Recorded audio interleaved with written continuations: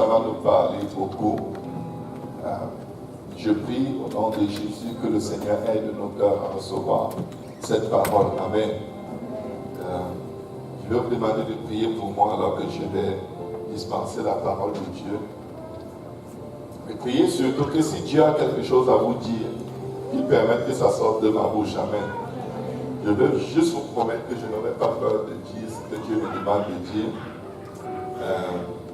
Une fois le Seigneur m'a parlé, dans sa parole, il me dit, j'ai rendu ta tête dure comme le diamant. Va vers eux et parle-leur. Si tu trembles devant eux, je vais te châtier. J'ai dit, mais si je dois avoir des problèmes avec Dieu parce que je ne dis pas à mon frère ce que Dieu me demande de dire, moi je préfère avoir des problèmes avec mon frère. Amen. Donc mon choix est clair. Amen. Mais je veux partager la parole de Dieu avec beaucoup d'amour. Amen.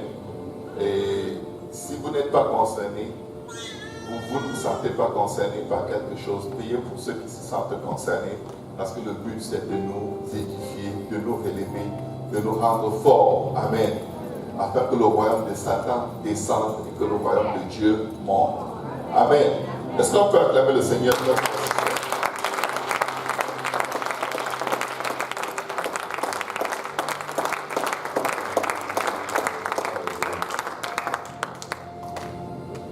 Nombre chapitre 14, verset 13 à 11.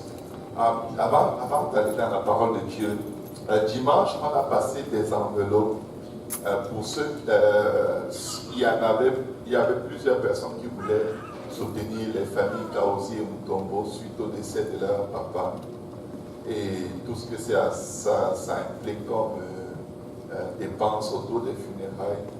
Et certains ont insisté dimanche encore qu'on passe les enveloppes aujourd'hui parce que dimanche, ils n'avaient rien à donner pour les soutenir. Donc, si aujourd'hui vous avez quelque chose pour soutenir la famille de notre pasteur, ainsi que la famille de son frère, suite au décès de leur papa, le frère Léon va passer les enveloppes dans les rangées. Amen.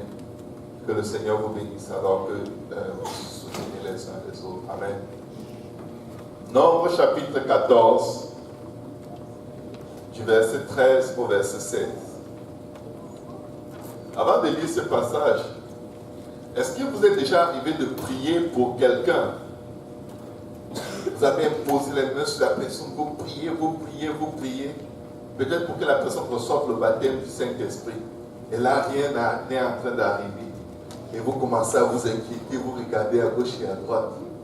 Et vous persistez, vous priez parce qu'il faut que celui-là reçoive le Saint-Esprit. Sinon, on va dire que je ne suis pas capable de prier quelqu'un à travers le Saint-Esprit. Est-ce que vous êtes déjà arrivé de prier pour quelqu'un qui est malade? Et là, une petite voix te dit, regarde, tout le monde a les yeux fixés sur toi. Si après que tu aies fini de prier, il n'est pas guéri là, c'est bad. Là, tu auras la réputation de quelqu'un qui a zéro puissance, inefficace, pas de foi, tu n'es rien. Amen. Nous avons lu le passage dans le livre de Nombres. Une situation similaire est arrivée, mais elle était plutôt positive. Dans ce sens que le peuple de Dieu avait tellement péché contre Dieu et énervé le Seigneur et se levé contre loin de l'Éternel, que Dieu s'est dit, il faut que je les détruise. Je vais juste les anéantir. Ça, c'était pendant les 40 ans dans le désert. Mais qu'est-ce que la Bible nous dit dans Nombre, au chapitre 14, à partir du verset 13? Lisons le verset 12 d'abord. Allons au verset 12. Si vous n'avez pas vos Bibles, vous pouvez suivre à l'écran derrière moi. Voici ce que Dieu voulait faire à son peuple. Que quelqu'un dise à son peuple. Pas au peuple de l'ennemi, à son peuple. Le peuple de Dieu, enfant de Dieu. Voici quelles étaient les intentions de Dieu. Je le frapperai par la peste. Je le détruirai. Mais je ferai de toi une nation plus grande et plus puissante que lui. Dieu voulait décimer son propre peuple qu'il a sauvé sans utiliser la lance et le bouclier. Le verset 13, écoutez ce que Moïse dit. Moïse dit à l'Éternel, les Égyptiens la prendront, eux du milieu duquel tu as fait monter ce peuple par ta puissance. Verset 14.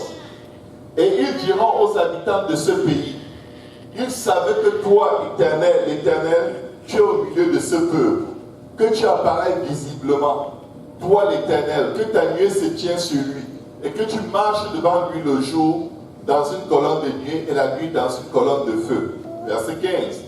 Si tu fais mourir ce peuple comme un seul homme, les nations qui ont entendu parler de toi diront, l'Éternel n'avait pas le pouvoir de mener ce peuple dans le pays qu'il avait juré de lui donner. C'est pour cela qu'il l'a égorgé dans le désert. Dis à ton voisin, Dieu n'a pas honte. Dis à quelqu'un, Dieu n'a pas honte.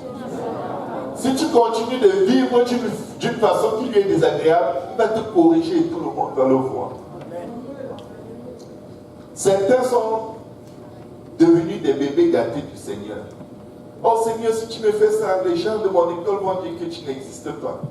J'ai dit, je vais te faire. Dieu n'a pas honte. Les attentes de Dieu ne vont pas changer parce qu'on refuse d'obéir. Dieu n'a pas honte. Amen. L'Éternel n'avait pas le pouvoir de mener ce peuple dans le pays qu'il avait juré de lui donner. C'est pourquoi il l'a égorgé dans le désert. Vous pouvez vous asseoir dans le présence de Dieu. Éternel des armées, dans le nom de Jésus, nous avons besoin de toi, Seigneur. Parle à nos cœurs, parle à nos âmes, parle à nos esprits. Aide-nous, Seigneur, afin que cette parole porte des fruits dans nos vies et que ces fruits demeurent jusqu'à la vie éternelle.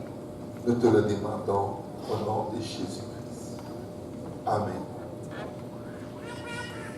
Quand nous regardons la vie du serviteur de Dieu, David, Dieu n'a caché aucun défaut de David dans la Bible. Il a convoité la femme de quelqu'un. Il a couché avec elle. Il a engrossé. Et pour cacher, il a tué son mari. Ça fait plus de, je crois, 4000 ans que c'est arrivé. Jusqu'aujourd'hui, on lit l'histoire. 3000 ans à peu près que c'est arrivé. Jusqu'aujourd'hui. Malgré toutes les persécutions qui se sont propagées sur la face de la terre pour détruire les Écritures, Dieu veille à ce que l'histoire là soit toujours là. Dieu n'a pas honte. Amen. Quand nous faisons ce que nous faisons, Daniel dit dans Daniel chapitre 10, à nous la honte et la confusion de face, car nous avons péché, nos pères ont péché. Amen. Dieu, lui, n'a pas honte. Si je veux donner un titre à ce partage aujourd'hui, à cette leçon, c'est tout simplement une question. Qu'est-ce que les gens vont dire?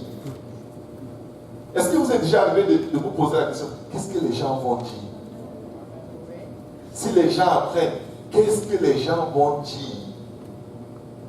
Amen. Amen.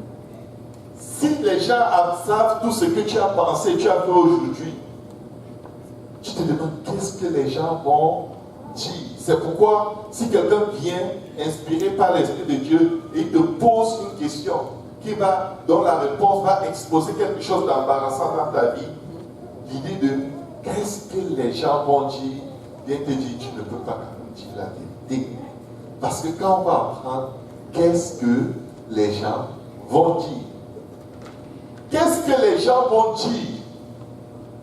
C'est vraiment la question qu'on se pose quand on est dominé par le souci de sauver sa face au lieu de sauver son âme. Quand vous regardez le règne de Saül dans la Bible, Saül était le roi. Qu'est-ce que les gens vont dire? Qu'est-ce que les gens vont penser?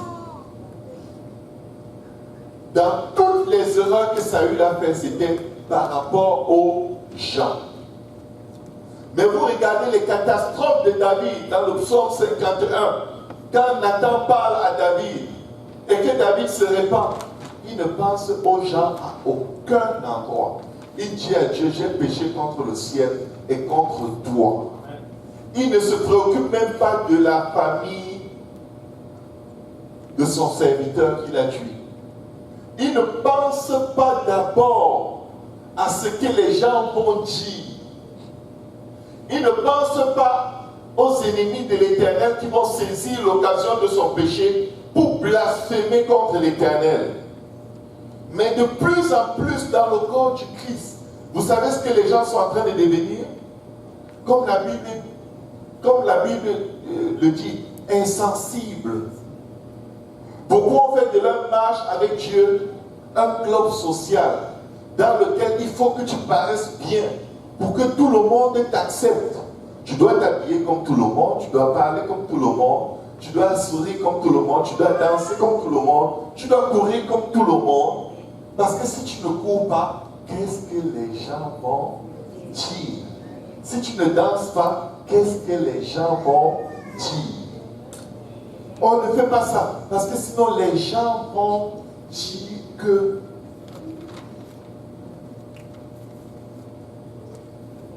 qu'est-ce que les gens vont dire? David dit, je m'en fiche de ce que les gens vont dire. C'est ce que Dieu m'a dit qui compte pour moi. Je veux savoir ce que Dieu m'a dit. Mon cœur doit battre quand je pense à ce que Dieu m'a dit. Quand il a entendu ma conversation au sujet de mon frère ou de ma soeur et les paroles qui sont sorties de ma bouche. Qu'est-ce que Dieu m'a dit? Parce que quand tu es dans qu'est-ce que les gens vont dire, ça ne t'amène pas à la repentance, mais ça t'amène à la méfiance et ça te rend malin. Ça t'amène à la manipulation. Comme David, il a voulu manipuler. Parce que vous savez, avant que David comprenne que ce que les gens pensent n'est pas important, il a vu qu'en pensant à ce que les gens vont penser, ça l'a amené à tuer quelqu'un parce qu'il se disait, j'ai engrossé sa femme. Qu'est-ce que les gens vont dire? Pour manipuler la pensée des gens, il a voulu couvrir son péché par un plus grand péché. Pourtant, le principe de Dieu est clair. Sans la repentance, il n'y a pas de pardon des péchés. Quand David marchait avec le « qu'est-ce que les gens vont dire ?» il ne s'est pas repenti. Il ne s'est pas repenti. Le diable est venu prendre le contrôle de sa pensée. Le diable l'a inspiré. Et il a remis une lettre entre les mains de l'homme dont il a pris la femme, dans lequel l'arrêt de mort de cet homme était signé. Parce que David pensait à qu'est-ce que les gens vont dire. Parce qu'il a essayé d'amener son serviteur à aller coucher avec sa femme pour que les gens pensent que c'est l'enfant de cet homme. Et le vaillant ange de David était tellement fidèle à sa mission qu'il a dit non, moi je ne rentre même pas dans ma maison, je vais dormir dans la rue avec mes soldats. Tu me fais revenir de la guerre, pourquoi? Pour que je dorme avec ma femme pendant que mes hommes meurent, je dors dans la rue. Pendant ce temps, l'enfant était en gestation dans le ventre de Bathsheba.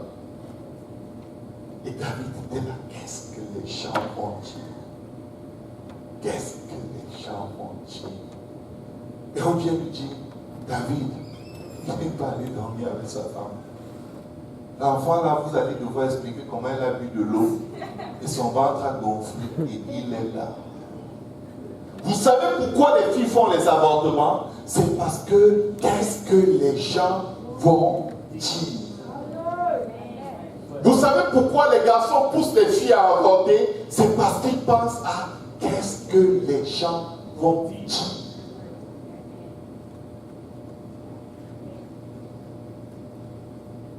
Ma vie est cachée. Les gens vont dire que les gens Quels gens? C'est Jean, J-E-A-N ou c'est G-E-N-S? Les gens, c'est qui? Le nom des gens, c'est qui? Où est Dieu dans ton histoire? Qu'est-ce que les gens vont dire? Mon frère, ma soeur, c'est dangereux d'être préoccupé par ce que les gens vont dire. Et je vais te dire pourquoi. Quand Dieu t'approuve, tu n'as besoin de l'approbation de personne. Quand Dieu te désapprouve, tu n'as besoin de l'approbation de personne. Qu'est-ce que les gens vont dire? Les gens, c'est qui? Les gens, c'est quoi? Personne ne peut te sauver et personne ne peut t'envoyer en enfer. Ton voisin ne peut pas te sauver, ton voisin ne peut pas t'amener en enfer. C'est toi qui dois choisir. Ou tu veux sauver ta face pour que les gens disent beaucoup de bonnes choses de toi, et à ce jour-là, le Seigneur dira: éloigne-toi de moi, ouvrier d'iniquité. Je n'étais point connu. Les choses qu'il y avait en toi ne sont pas en moi. Et tu me dis: mais Seigneur, je priais, je sautais, je pleurais. Je dis: je te connais. Je te dis que je ne te connais pas. Ma semence, vous savez, la Bible dit que Adam connut Ève, sa femme, et elle conçut. Quand Dieu te connaît, il met la semence de la parole en toi et tu portes des fruits de justice qui demeurent jusqu'à la vie éternelle. Quand Dieu dit: je ne t'ai pas connu, c'est parce que tu es stérile spirituellement. Un arbre peut être stérile, c'est-à-dire susceptible de ne porter aucun bon fruit, mais être très beau. Très très beau. Mais inutile comme pas possible. J'ai des arbres comme ça chez moi. Bon, pendant 3 jours, des belles fleurs, tu as comme wow, c'est un jardin d'Éden. 2 jours après, toutes les fleurs sont mortes et ça salit tout à coup. Ça te donne un travail que tu vas faire pendant des jours pour enlever. Tu parles de l'inutilité. Qu'est-ce que les gens,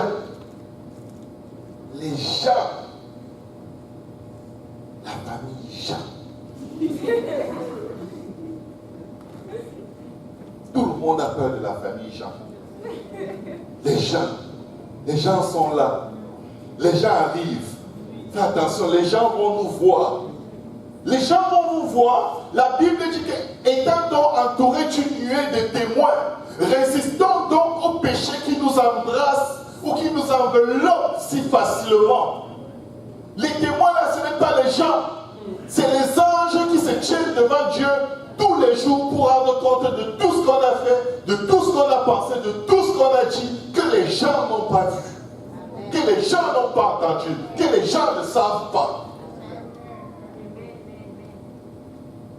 Jésus dit: ne scandalisez pas ces petits enfants parce que leurs anges se tiennent devant Dieu tous les jours. Tu crois que c'est parce que tu as 20 ans que tu n'as plus d'ange? Tu as un ange qui va se tenir devant Dieu, même avec le pain que tu as fait. Il dit tout à Dieu. Pas parce que Dieu ignore, il fait son rapport. Qu'est-ce que les gens vont dire? Tu ferais mieux de te tenir devant ce que tu appelles les gens et leur dire tout. Il dit: si vous voulez aller ici.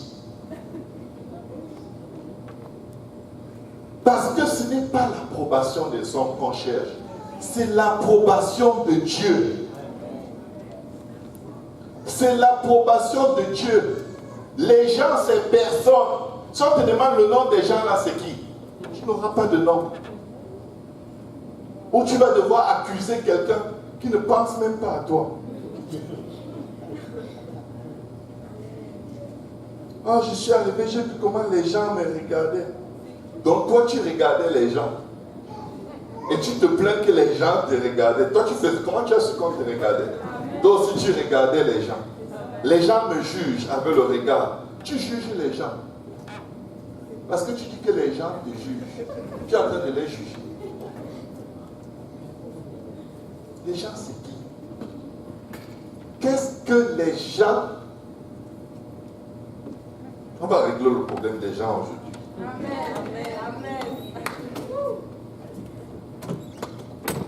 Quand les autres, quand on regarde des frères et des sœurs, que je ne veux pas appeler les gens, mais je dis bien des frères et des sœurs, accomplir des exploits avec Dieu.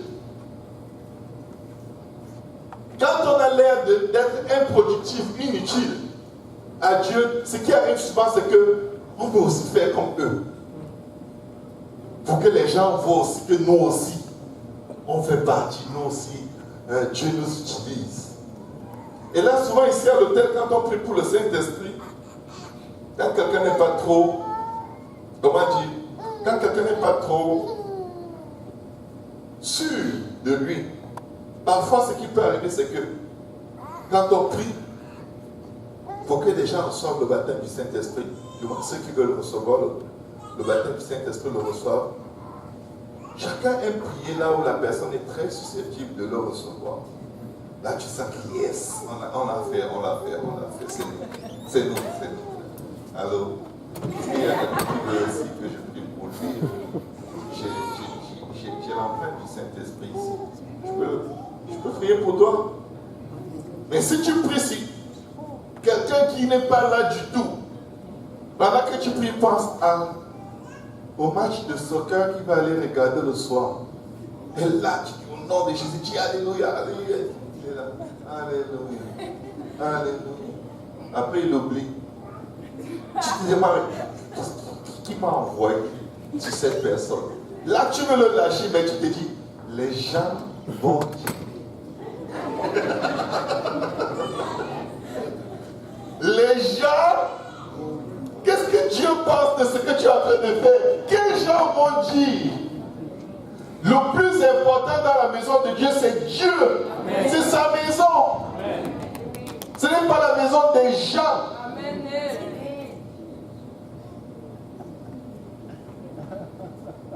Tu n'arrives pas, tu es compris au piège. Tu ne fais que prier, tu sais qu'il ne reçoit pas, tu n'as pas envie de passer pour quelqu'un qui n'a pas de foi, qui est dur, qui n'est pas sensible, qui n'a pas de compassion pour les âmes. Tu sais, ça c'est une terre stérile, qui n'est pas prête. Et tu es là, tu t'accroches. L'Esprit de Dieu te dit, va prier pour tel. Tu dis, ah non. Moi, quand je commence quelque part, je ne lâche pas. Parce que les gens, qu'est-ce qu'ils vont dire si je laisse? Ils vont dire que j'aime la facilité. Déjà que ce n'est pas toi qui donnes le Saint-Esprit à quelqu'un. Mais il faut absolument que, comme tu as prié pour elle, qu'elle reçoive. Tu pries pour que quelqu'un guérisse. Tu dis au nom de Jésus, Seigneur, guéris-le, afin que les gens ne disent pas qu'il n'y ait pas la honte sur ton nom. Dieu dit, bébé, je n'ai pas honte. Tu vas quitter de là comme tu es allé. Il n'aura pas de guérison. Tu risques même lui faire mal à la tête. En même temps. Mauvais motif. C'est un motif très dangereux. C'est un motif très criminel. Le simple fait de penser, qu'est-ce que les gens vont dire? Moralement, c'est louable. Amen. On doit se préoccuper de l'image qu'on donne de nous, du témoignage que nous avons devant les uns et les autres. C'est la volonté de Dieu. Mais ce n'est pas à cause des gens, c'est à cause de Dieu. Tu donnes un bon témoignage parce que Dieu t'observe, pas parce que les gens t'observent. Offrez vos corps à Dieu comme un sacrifice divin, saint et agréable, car ceci est de votre part un culte raisonnable. C'est pour Dieu. Ce n'est pas ton frère qui t'a demandé de le faire, c'est Dieu. Amen. Ce n'est pas à cause des gens. Qu'est-ce que les gens vont dire? La bonne question c'est, qu'est-ce que Dieu dit? Qu'est-ce que je dois faire pour que ce que Dieu dit s'accorde à ce que je fais, afin que je lui sois agréable? Parce que si Dieu ne dit plus rien maintenant, quand tu fais ce que tu fais, c'est parce que ce péché va te suivre devant le trône du jugement. Et ce jour-là, vous savez, la première chose à laquelle on pense quand on meurt, je devine, je ne suis jamais mort. Peut-être que ce sera mort, je ne sais pas. c'est qu'est-ce que Dieu va dire. Parce que là, maintenant, les gens ne comptent plus. Quand tu vas avoir une opération chirurgicale et on va te mettre dans un sommeil profond, la repentance dans laquelle tu rentres avant le sommeil, là, tu n'es pas en train de dire, oh, si quand on va me déshabiller pour m'opérer, qu'est-ce que les gens vont dire? Donc, ta pensée est dans l'éternité. Tu n'as plus aucun égard de ce que tu es physiquement, de ce à quoi tu ressembles.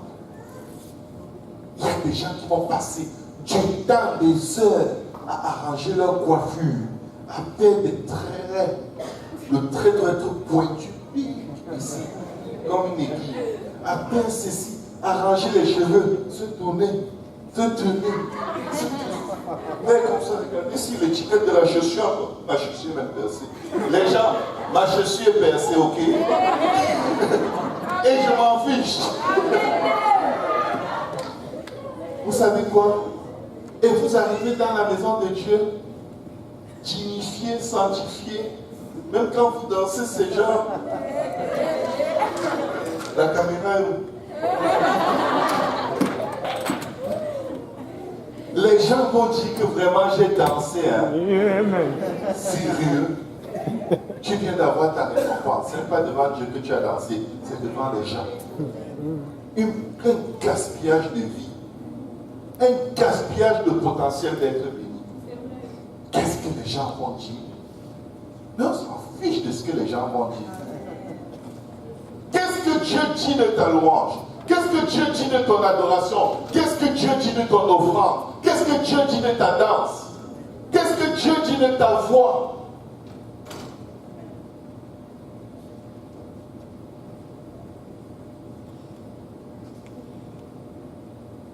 Souvent, on se pose la question, qu'est-ce que les gens vont dire sans même y penser? On chante. Et tu as toujours une personne qui aime que sa voix perce toutes les voix.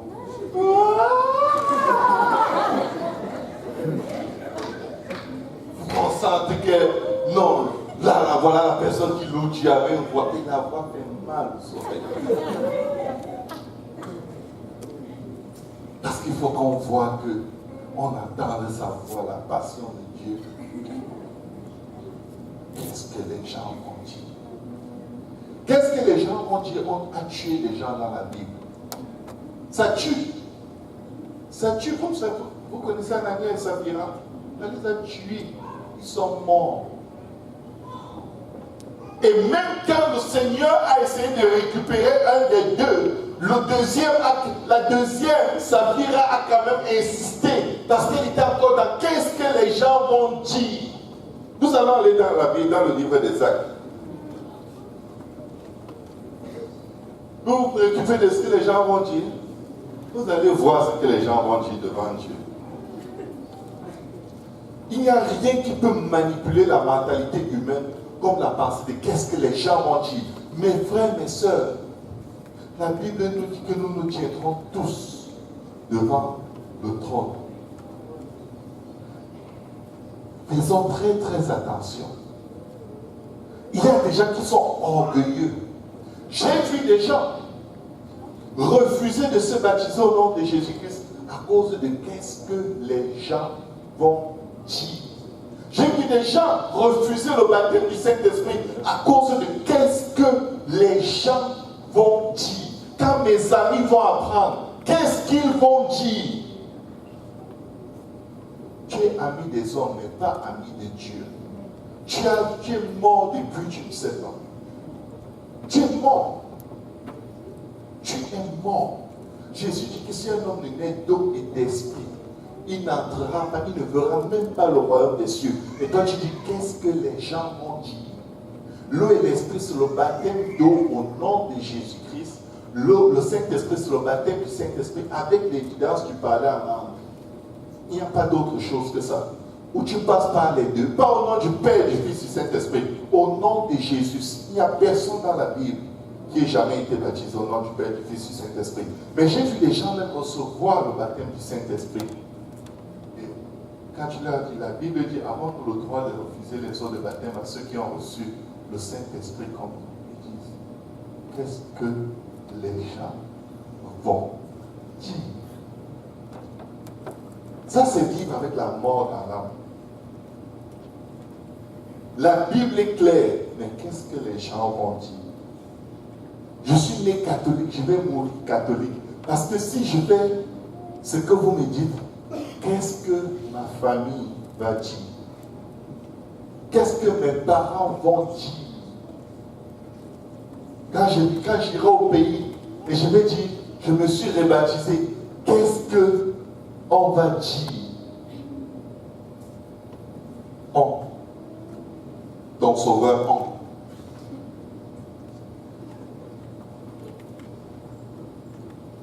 Actes chapitre 4, à partir du verset 34. La Bible dit qu'il n'y avait parmi eux aucun indigent. Tous ceux qui possédaient des champs ou des maisons les vendaient et apportaient le prix de ce qu'ils avaient vendu. Verset 35. Et déposaient aux pieds des apôtres et l'on faisait des distributions à chacun selon qu'il en avait besoin. Donc tout le monde se suffisait parce que tout le monde donnait beaucoup, généreusement. Personne ne manquait de rien. Que quelqu'un dise personne ne manquait de rien. Et voilà alors quelqu'un qui allait faire le scoop du scoop. Il a dit, vous donnez, attendez, je vais faire quelque chose de particulier. Joseph, surnommé par les apôtres Barnabas, ce qui signifie fils d'exhortation, Lévi, originaire de Chypre, qu'est-ce qu'il a fait? Il vendit un champ qu'il possédait, apporta l'argent et le déposa aux pieds des apôtres. Mais, nouveau chapitre, mais, qu'est-ce que les gens vont dire? C'est amené et dit, hey, ces gens-là qui ont l'air scientifiques, je peux juste m'habiller comme eux, c'est correct. Personne ne sait ce que je fais chez moi derrière les murs. Personne ne sait ce que je dis à leur sujet quand ils ne sont pas là. Et je vais les embrasser fort. Oh mon frère, ma soeur. Alors que ton cœur dit, je te déteste, dégage. Mais parce que qu'est-ce que les gens vont dire? Il faut que je souris. Ah, nous aussi on doit faire semblant parce qu'ici tout le monde fait semblant. C'est toi seul qui fais semblant. C'est toi seul. Tu as déjà mis tout le monde dans ta clé. Tu es le seul qui fait semblant. Tu es dans les troubles. Qu'est-ce que la Bible nous dit? Mais un homme nommé Anania, avec Saphir à sa femme, vendit une propriété et retint une partie du prix. Écoutez, dis à ton voisin, c'était sa propriété. Il avait le droit de retenir une partie du prix. Amen. Sa femme, le sachant, dont elle était complice. Puis il apporta le reste et le déposa aux pieds des apôtres. Les apôtres, voici tout le prix de mon champ. Je viens de vendre un champ. Puisque Barnabas a vendu sa voiture, moi je vends ma maison, je vends mon vivant, je vends tout. Je vends même mes habits. Tout. Je vends tout. J'ai vendu mes plats, j'ai vendu mes verres, j'ai vendu mes draps, j'ai vendu mon lit. Je vais dormir sur le gazon. Pour Jésus. La preuve, voici tout ce que j'ai vendu. Comment tu peux vendre une maison de 400 000 $ et tu apportes 150 000? Tu dis, j'ai vendu ma maison, voici 150 000, le prix de ma maison. Mais je crois qu'il était encore plus raffiné. Peut-être sa maison, son champ, sa propriété coûtait 200 000. Et il a apporté 197 000. Vous savez, ça c'est l'endroit où tu crois que tu as fait ce qu'il faut faire, mais tu ne l'as pas fait. Ça c'est l'endroit où tu crois que tu as dit toute la vérité, que tu as dit la vérité, mais ta vérité est manipulée. Amen. Tu dis, On se parle rarement. On te dit, mais on m'a dit que vous vous parlez tous les jours. Tu dis non, ce n'est pas tous les jours. Parce que dans ta tête, tu sais que tu avais voyagé, tu étais au pays pendant 2 jours et tu n'as pas parlé à la personne. Mais normalement, quand tu es là, vous vous parlez tous les jours. On m'a dit que vous vous parlez tous les jours. Non, ce n'est pas vrai. Je me souviens des jours où on ne sait même pas parler. Et tu sais que ton souvenir, c'est le jour où tu as voyagé. Et là, tu insistes que c'est faux ce qu'on a dit. Pourtant, tu sais que c'est vrai. Si tu n'avais pas voyagé, tu n'aurais rien à dire. Et là, parce que tu penses à qu'est-ce que les gens vont dire si j'avoue qu'on se parle tous les jours, c'est sûr que les gens vont penser que... Et tu mens. La Bible dit, Pierre lui dit, Anania. Appelle ton voisin Anania. N'oublie pas le S. Ananias. Hein? Ananias. Pourquoi Satan a-t-il rempli ton cœur au point où tu mens au Saint-Esprit? Écoutez mes frères, mes sœurs, l'affaire de qu'est-ce que les gens vont dire pousse beaucoup de gens à venir mentir au pasteur en face. Pasteur, celui qui me cherche, moi je ne me cherche pas. C'est elle qui me séduit, moi je ne m'intéressais même pas à elle, mais elle a fait telle chose, elle m'a préparé à manger, ça m'a séduit. La ferme menteur.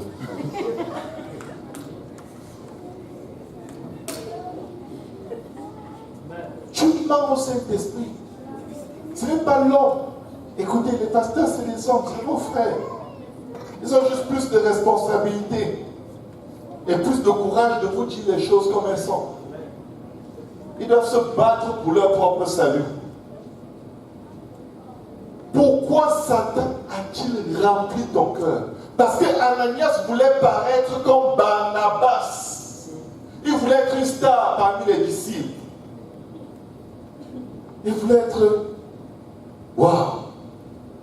On dit que les gens font des sacrifices ici. Mais est-ce que vous êtes au courant de ce qu'Ananias a fait? Ça bat alors tous les records. Écoutez, on n'est pas dans une compétition dans le Seigneur. Dans la compétition, on veut gagner pour que les gens disent que yeah, champion. Ici, on veut servir. Amen. Et on veut être suffisamment caché pour que personne ne nous vole notre récompense en disant waouh, tu es vraiment cool. Waouh. La Bible dit que ta main gauche ne sache même pas ce que ta main droite a donné. Mais pour que les gens disent, tu vas voir, je l'ai vu dans certaines vidéos de YouTube, des gens dans des assemblées, quand ils veulent donner de l'argent, ils lèvent la pièce des pieds, comme pour dire à l'huissier, oh viens vite, viens vite. Oui, est-ce qu'il y a un huissier là-bas? Vous avez vu un huissier? Qu'est-ce que les gens vont dire? Et là, les gens regardent. Waouh, il aime Dieu. Dans le temple, il y avait un qu'est-ce que les gens vont dire. Il vient, Seigneur, je te bénis que je ne suis pas comme ces pécheurs. Je jeûne 2 fois par semaine. Je donne toute ma dîme. Je ne fais pas ceci. Je ne fais pas cela. Ta propre justice. La justice de qu'est-ce que les gens vont dire. Mon frère, ma soeur, si tu ne lâches pas le manteau de qu'est-ce que les gens vont dire, tu ne vas pas avancer dans le Seigneur. Tu vas stagner, tu vas rétrograder et tu ne seras plus que l'ombre de toi-même parce que tu n'auras plus la sensibilité de l'esprit. Tu es ce que tu es quand personne ne te voit. Et amène ce que tu es devant le trône de la grâce pour obtenir miséricorde selon tes besoins. Quand on va à l'autel, cours à l'autel le premier, crie devant Dieu. Et ne crie pas trop fort pour qu'on dise que waouh, il s'est trop répandu. Parce que même là-bas, Satan vient. Qu'est-ce que les gens vont dire? Roule-toi encore au sol. Secoue-toi. Comme ça, on va dire, waouh, le Saint-Esprit a bougé dans toi. Crie, hurle. Fais quelque chose d'extraordinaire. On va sentir que, waouh, Dieu t'utilise. À faire quoi? À te rouler au sol? Anania a menti au Saint-Esprit. Il a retenu une partie du champ. Si tu viens donner ta dîme dans la maison de Dieu, dis à Dieu, Seigneur, papa, j'ai retenu une partie. Donne-moi la force de donner tout. Donne-moi la force de remettre ce que je te dois. Donne-moi la force de te donner toutes les dîmes et les offrandes que je t'ai volées toute l'année. C'est une dette. Vole un peu dans ta carte de crédit. Après, tu ne rends pas. Tu dis, oh non, c'est le passé. Le sang de Jésus a effacé. Ton téléphone va sonner pour te rappeler que le sang ne marche pas là-bas.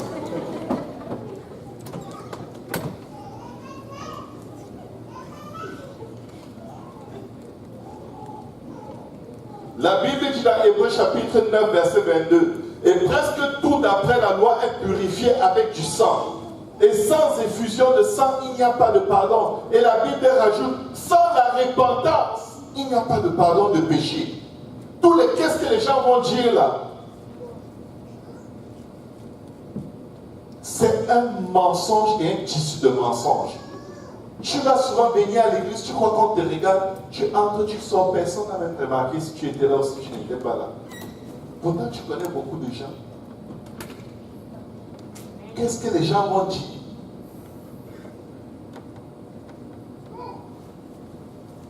La Bible dit dans 2 Timothée chapitre 2 verset 25 à 26. On va revenir dans le passage du livre des Actes.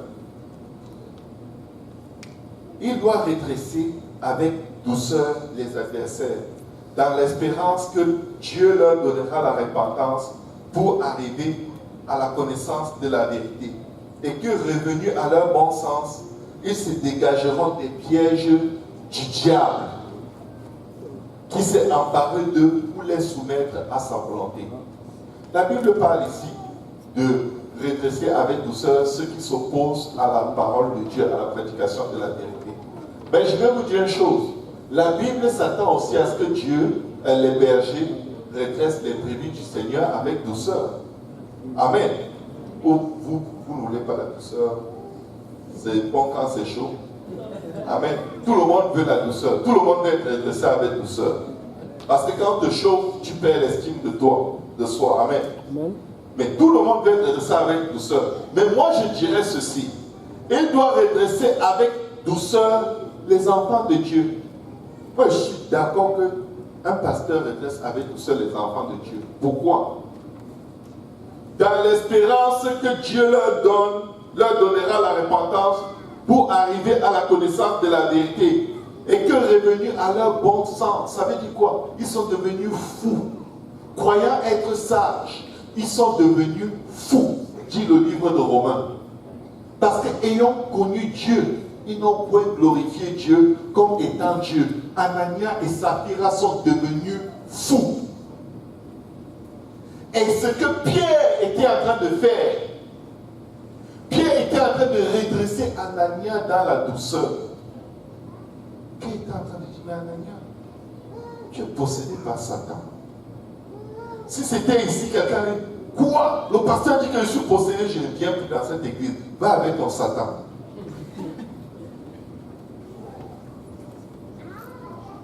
Pierre redressait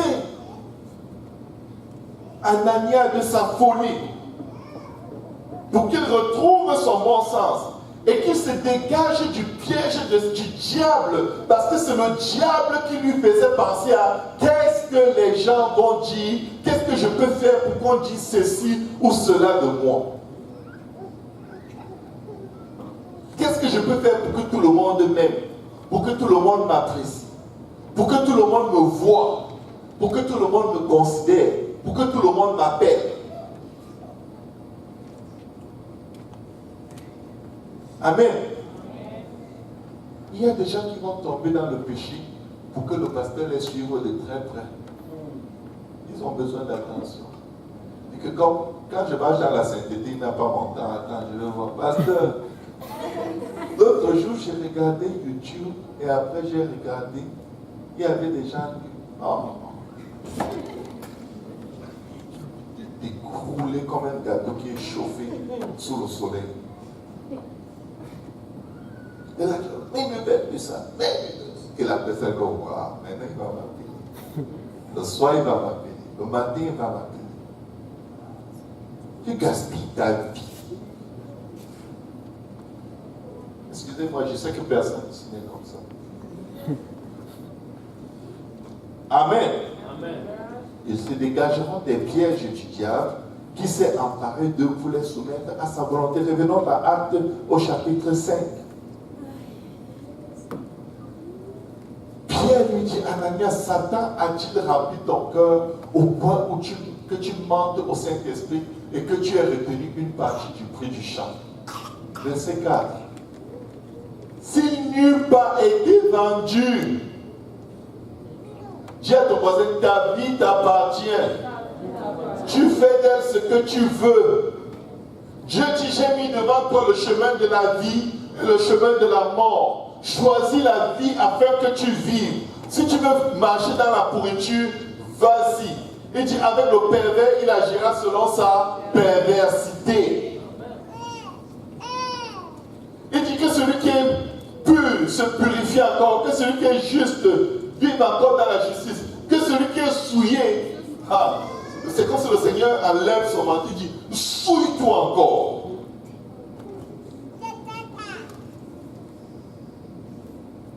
Vous croyez que Dieu va nous supplier toute la vie?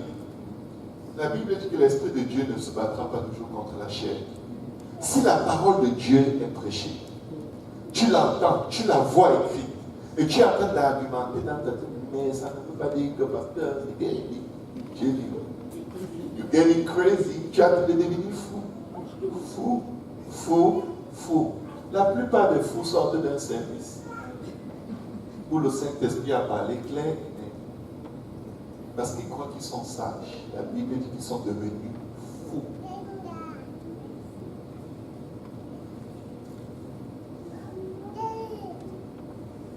Qu'est-ce que la Bible nous dit?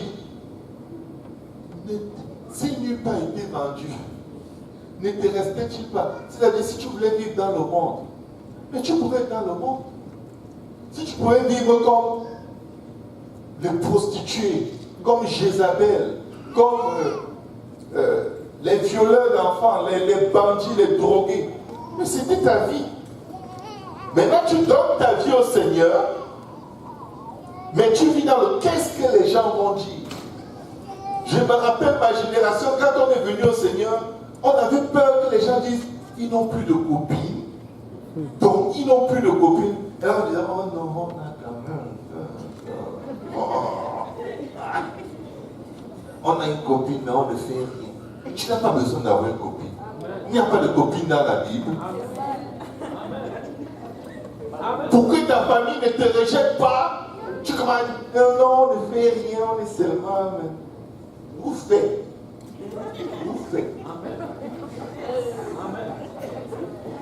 Qu'est-ce que les gens vont dire?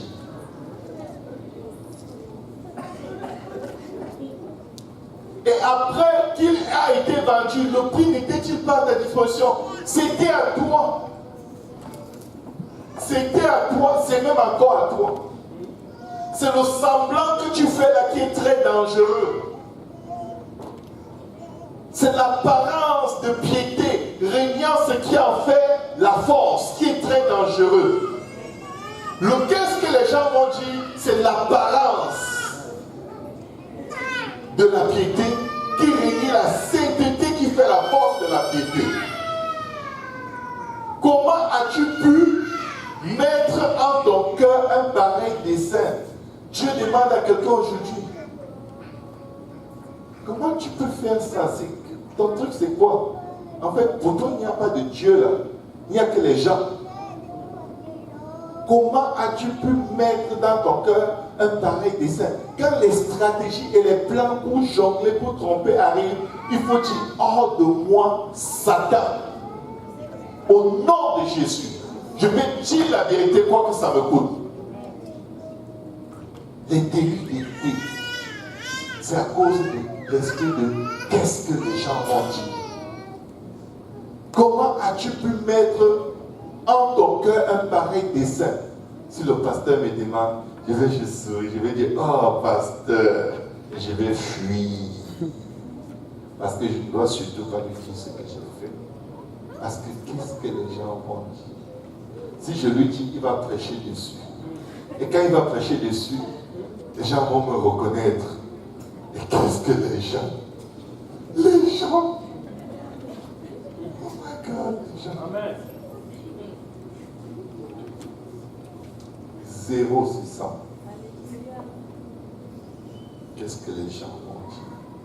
Comment as-tu pu mettre en ton cœur un pareil dessein? Ce n'est pas à des hommes. Ce n'est pas aux gens là que tu es en train de faire ton jonglage. C'est à Dieu. Ce n'est pas aux gens que tu fais semblant d'être pieux alors que tu vis dans le péché.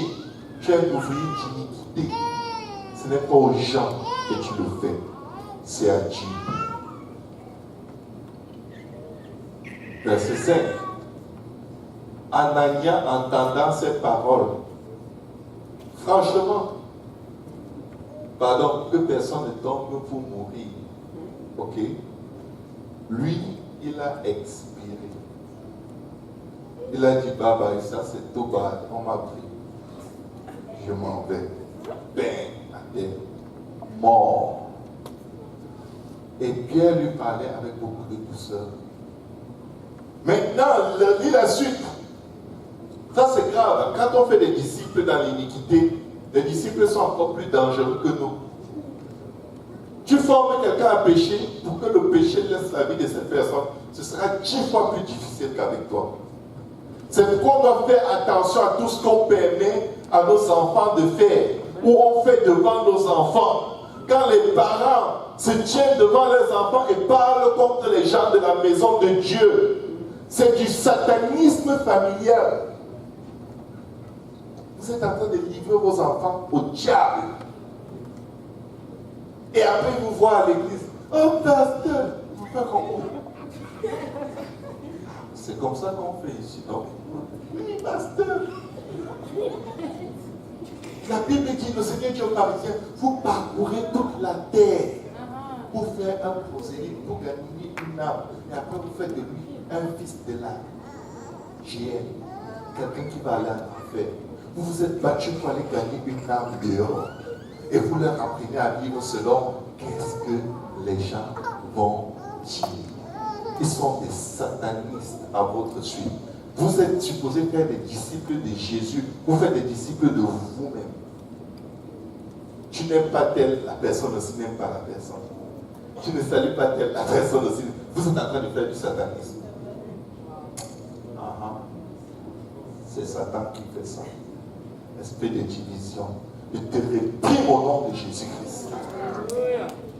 Il faut souvent mettre là, tu prends l'huile, même si c'est l'huile de moteur, tu mets sur toi, tu dis au nom de Jésus, Satan sort de ce corps.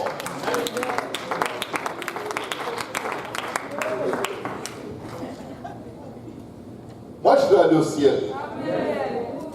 Écoute, si aujourd'hui tu as entendu ça, tu es vexé, ne rêve même pas que je vais m'excuser. Parce que si tu crois que la prédication c'est juste pour toi, que le pasteur est en train de t'aiguiser, tu as quoi dans qu'est-ce que les gens vont dire? Tu as besoin de délivrance, amen. Moi aussi, souvent j'ai besoin de délivrance, sérieusement. J'ai dit à mes enfants, imposez les mains sur moi parce que je ne suis plus capable. Ok? Quand je gronde beaucoup. Alléluia. Ananias, entendant ces paroles, tomba et expira. On va accélérer. Une grande crainte saisit les auditeurs. Mes félicitations, tu es mort. Maintenant, il y a la crainte de Dieu dans la maison de Dieu. Il y en a peut-être qu'il faut que Dieu les tue pour que l'église se réveille. Ce n'est pas... Est-ce que quelqu'un a souhaité la mort d'Ananias ici? Si je dis ça, je ne souhaite pas la mort de quelqu'un. Tes actions vont faire que Dieu va devoir te tuer pour montrer aux autres. Écoutez, on n'est pas en train de jouer. Si quelqu'un veut la guillotine, il y a la guillotine, il y a de tout. La Bible dit que le jugement commencera dans la maison de Dieu. Ce n'est pas ma parole, ça. Ça, c'est le Seigneur qui dit dans sa parole. Amen. Certains sont tellement ancrés dans leur péché qu'ils n'ont pas de repentance. Dès qu'ils pêchent et ils sont pris, qu'est-ce que les gens vont dire? Du début jusqu'à la fin, c'est qu'est-ce que les gens vont dire. Et quand finalement les gens ne disent rien, ils disent ouf, les gens n'ont rien dit. Donc je peux continuer là où je m'étais arrêté. Donc ce n'est pas grave. Sauf que Anania et Saphira, Anania est mort, les gens n'ont rien dit. Saphira est venue. Prochain verset. Les jeunes gens s'étant levés, l'enveloppaient et emportaient et l'ensevelirent. Verset 7. Environ 3 heures plus tard, sa femme entra. Moi, je suis la femme de celui qui a vendu la maison pleine de riz. C'est moi la femme de Anania. Chacun devait dire quoi? C'est toi la femme d'Anania. Ne dis rien. C'est toi la. C'est elle la femme d'Anania. Faisons comme si on n'a pas vu. Pardon. Ce qui s'est passé ici nous a dépassé. Elle ne sait pas. Ne lui dis rien. Pendant que tu dis, les gens vont dire que les gens disent non, ne dis rien. Quelqu'un aurait dit, il est mort, il a dit quoi avant de mourir? Il dit non, moi je ne vais pas dire ça, mais les gens n'ont rien dit. Donc pendant que tu te dis qu'est-ce que les gens vont dire, les gens ne vont rien dire. Et tu vas devoir confronter ta vie. 3 heures de temps plus tard. Verset 8. Pierre lui adressa la parole. Dis-moi, redressez avec douceur. Vous savez, quand les pasteurs parlent avec douceur, ce n'est pas parce qu'ils n'ont pas le feu qui est renfermé dans leurs os. Si vous pouvez interpréter leurs sentiments charnels, c'est des gants de boxe, des coups de poing comme pas possible. Mais comme ils savent qu'ils sont des êtres humains, ils font aussi des humains. Et Seigneur, aie pitié de nous. Parce que même s'il a fait ça, il n'est pas mieux que moi. Moi, je ne suis pas mieux que lui. Donc, fais-nous grâce, Seigneur, mais je sens que j'ai quand même envie de faire quelque chose qui n'est pas biblique. Pierre lui adressa la parole. Dis-moi, vos complices dans le Seigneur, là, c'est les complices de quoi? Oh, moi, j'aime me confier à tel. Et tu viens dire à tout le monde, Israël, que tu te confies. Donc, tout le monde va savoir, hein, va faire la pression là-bas pour savoir ce qu'elle sait ou il sait de toi. Dis-moi, est-ce à un tel prix que vous avez vendu le champ? Non, Pierre, nous avons menti. Mais non, non, non. Qu'est-ce que les gens vont dire? Je ne peux pas dire que mon mari a menti. Il risque de ne plus m'aimer. Oui, vous ne savez pas qu'il est mort. Souvent, vous marchez avec des cadavres. Vous ne savez pas. Souvent, certains gens sont morts spirituellement, tellement ils sont pervers, méchants. Ils ont l'apparence de la piété régnant, ce qui est en force. Ils régnent Dieu dans tout. Dès qu'ils sortent de la maison de Dieu, c'est même quoi ce service? Est-ce qu'ils connaissent telle église? Moi, je croyais qu'il va prêcher comme tel. Ce pasteur qui prêche, il ne respecte même pas les gens. Et c'est vos meilleurs amis dans le Seigneur.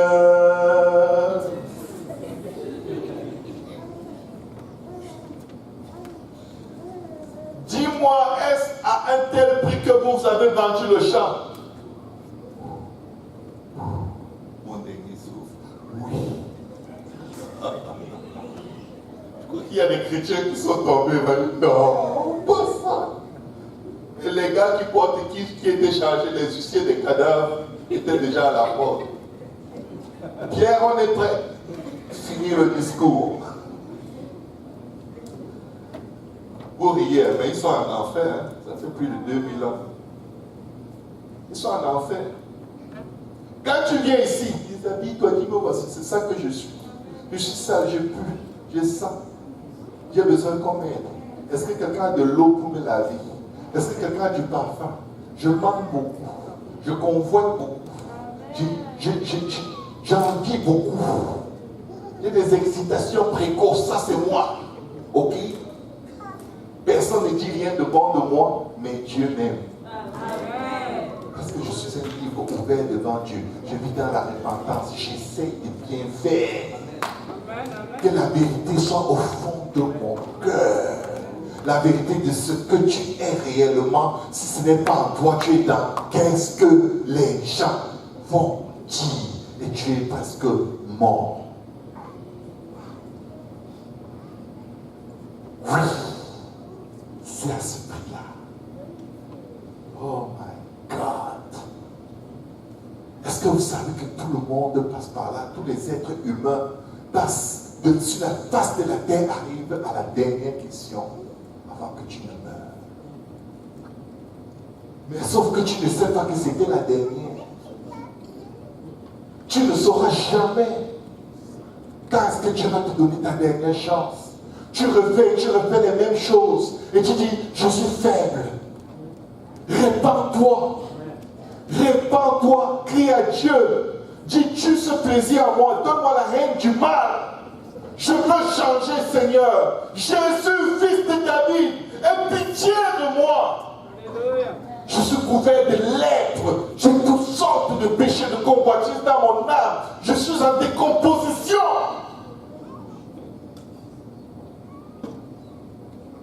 N'utilise pas le parfum quand tu sens. Lave-toi. Lave-toi. S'il y a quelqu'un ici qui n'aime pas de l'eau, lave-toi. Lave-toi.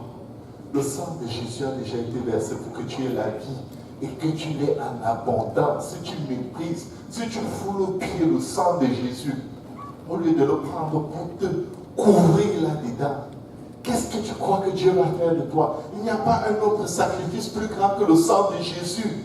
Quand tu es vrai, quand tu dis la vérité, quand tu dis aide-moi à dire la vérité, Seigneur, j'ai de mensonges, délivre-moi du mensonge. Le Seigneur te dit, va dire tout au pasteur. Tu vas le lendemain, tu m'as encore dit, va encore. Vous savez pourquoi je suis devant vous? J'étais un ouvrier d'iniquité, comme vous ne pouvez même pas imaginer. C'était vous êtes des juniors, vous êtes la garderie du péché. Mais vous savez ce qui m'a amené ici? Dieu m'a dit une chose un jour. Si tu pêches 10 000 fois, répands-toi 10 000 fois. Là où tu vas t'arrêter, tu es mort. Le jour où tu t'arrêtes de te repentir et que tu te justifies, c'est fini pour toi. Je veux des gens sincères, je ne veux pas des super-héros. Je ne veux pas des gens, je ne cherche pas les gens les plus justes. Je cherche des ouvriers d'iniquité qui en ont marre de faire des œuvres d'iniquité, qui ont le dégoût du péché. Je cherche des pécheurs. Je ne suis pas mort pour les justes, je suis mort pour les gens comme vous.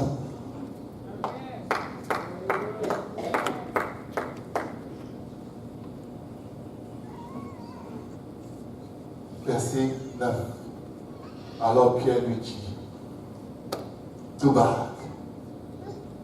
En te posant la question en fait de Saphira, voici l'ombre de la mort, je sais que tu me vois comme ça, aussi est prêt.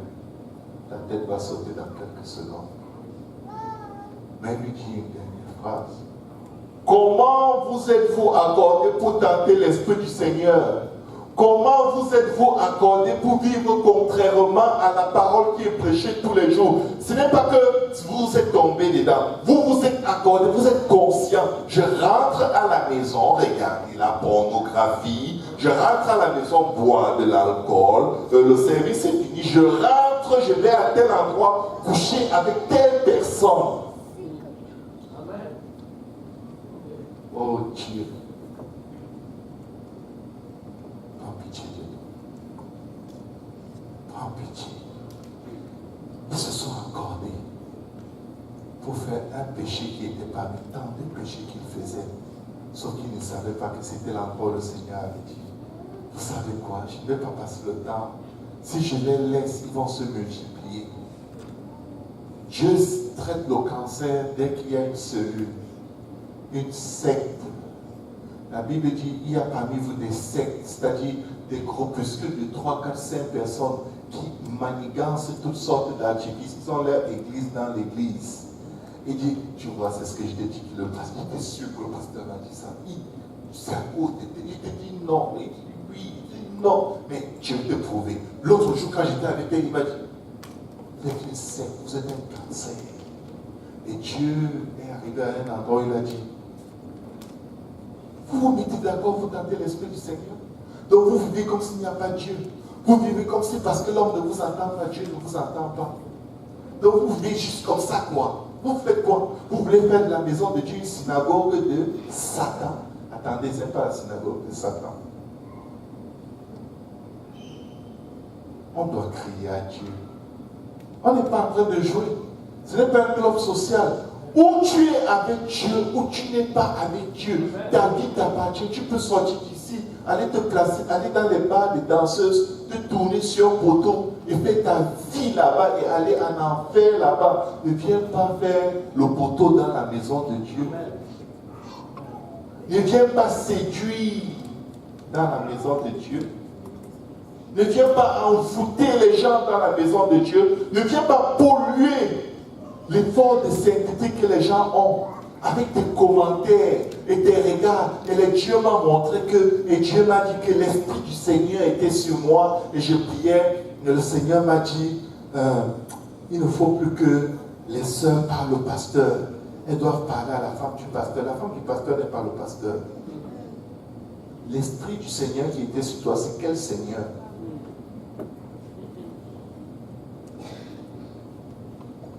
Et là, elle a au moins eu la chance de voir ceux qui allaient la porter.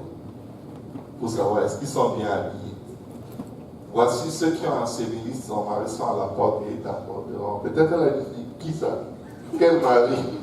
Donc il est mort. On rit nos vies, hein.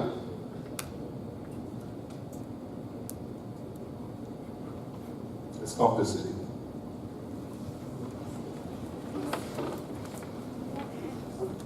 Le but de ceci, ce n'est pas pour vous faire déprimer. Si vous déprimez, c'est peut-être parce que vous avez des choses à vous reprocher. Mais je vais vous dire, béni soit celui à qui le péché est révélé. Celui à qui la faute n'est point imputée. Ton péché t'est révélé pour que tu utilises le sang de Jésus. Pas pour que tu utilises la dépression et le découragement. Est-ce que quelqu'un peut dire merci à Dieu pour le sang de Jésus? Est-ce qu'on peut? S'il n'y avait pas le sang, on serait tous morts, on serait tous finis. Aucun de nous ne pourrait même revenir dans le service. Merci Seigneur pour le sang de Jésus. Merci Seigneur pour le sang de Jésus. Merci Seigneur pour le sang de Jésus. Parce que ça parle dans notre vie à tous. La parole de Dieu est une épée tranchante. Merci Seigneur pour le sang de Jésus. Est-ce qu'il y a quelqu'un qui va s'avancer à l'autel et invoquer le sang de Jésus sur sa vie et demander à Dieu de nous délivrer de qu'est-ce que les gens vont dire pour t'attacher à qu'est-ce que Dieu va dire. Au nom de Jésus. Oh Jésus.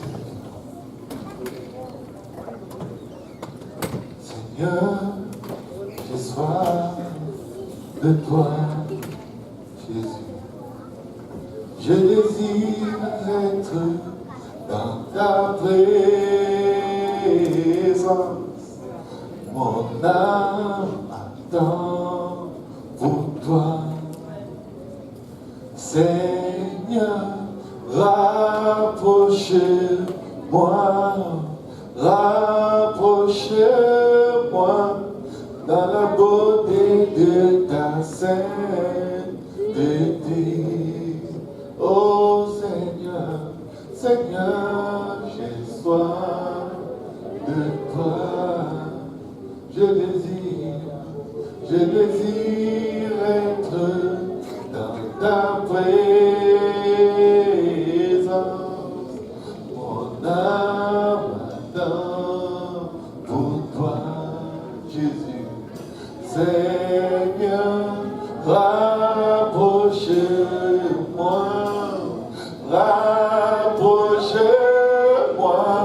dans la beauté de ta sainteté. Seigneur,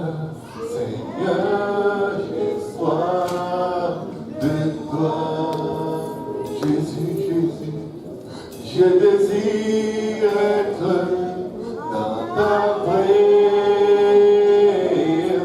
Jésus, mon âme attend pour toi.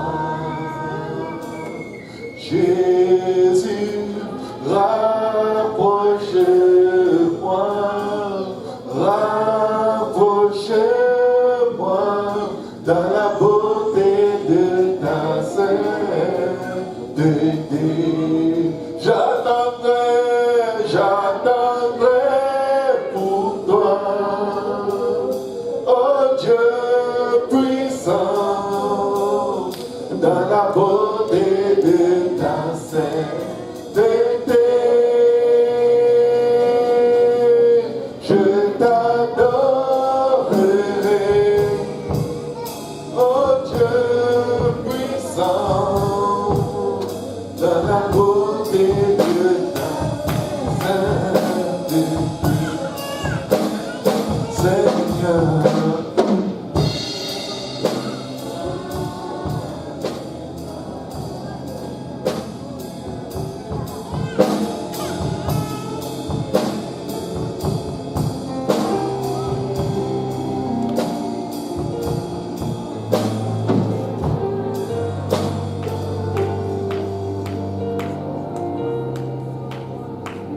mon âme attend pour toi.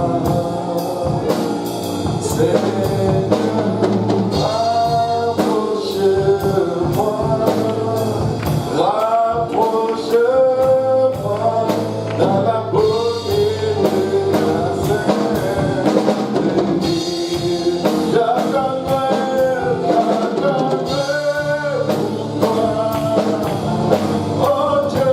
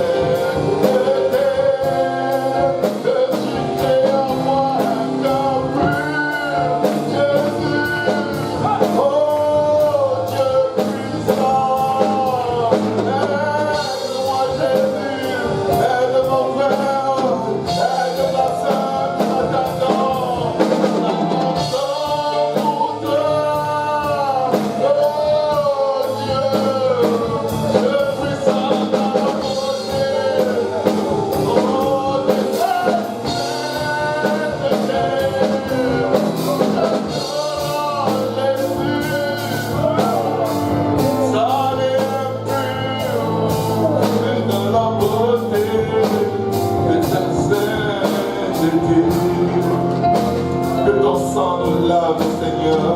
Que ton sang nous fasse grâce éternelle. Nous voulons la vie, Seigneur. Nous voulons la vie en abondance, Jésus. Aide-nous à nous relever et à marcher dans la crainte, Seigneur, de ton nom, de ton jugement, de ton regard, de ta pensée, Jésus. Aide-nous, Jésus. Aide-nous dans la beauté de ta sainteté.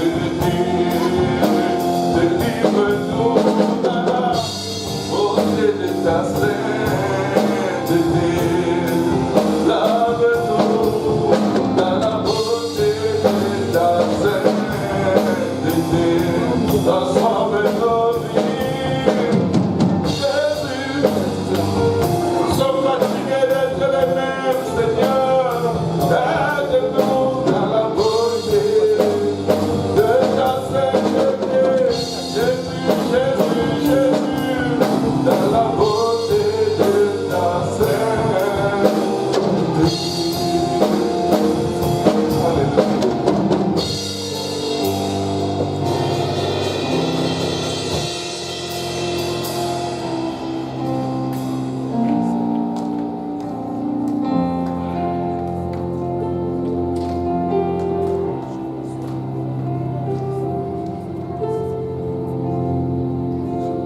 Crée en moi un cœur pur, ô Dieu. Renouvelle en moi un esprit bien disposé. Crée en moi un cœur pur, ô Dieu. Renouvelle en moi un esprit bien disposé. Crée en moi un cœur pur, ô Dieu. Renouvelle en moi un esprit bien disposé. Oh, crée en moi un cœur pur, ô Jésus, Jésus. Renouvelle en moi un esprit. Baba Rachata, Baba Chata, Baba Chata. Oh, crée en moi un cœur pur, mon Dieu. Ariada, la Baba Chata, la Baba Chata. Ikara Baba Rabba Shikara Baba Sata Rabba Shikara. Borakata Rabba Shikara Baba Baba Baba Baba Baba. Borakata Rabba Shata Rabba Shata. Yarabaka Sata Rabba Shikara Baba Shata. Oh, crée en moi un cœur pur. Alléluia, mon Jésus. Rabba Sata Rabba Shata.